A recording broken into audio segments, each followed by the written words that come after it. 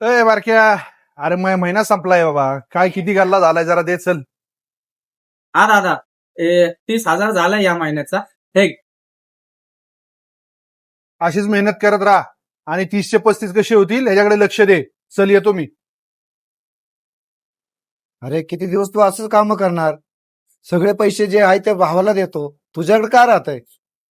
काय नाही, चालून जातं माझं.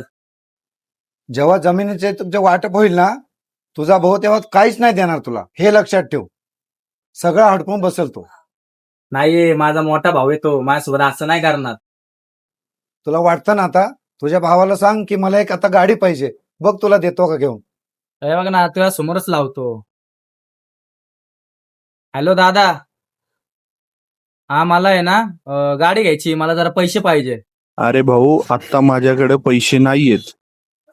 बघ तुला बोललो होतं ना, हे असं असतं. मला सगळा अनुभव आहे भाऊ. जाऊ दे भाऊ, काय विषय नाहीये.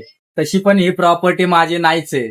तुला माहितीये का, मी अनाथ आहे. त्यांनी मला लहानपणापासून सांभाळलं, एवढं सगळं दिलं, हेच माझ्यासाठी लय आहे. छोट्या, हे घे तुझ्या नवीन गाडीची चावी. अरे दादा, तू माझ्यासाठी नवीन गाडी घेतलीस?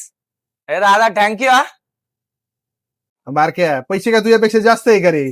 पण कसं आहे, मार्केटमध्ये माहिती आहे ना कशी फसवणूक असती. तुला कुणी बी काही फसवलं असतं. त्यामुळे मी स्वतः गाडी घेऊन आलो आणि तुला दिली.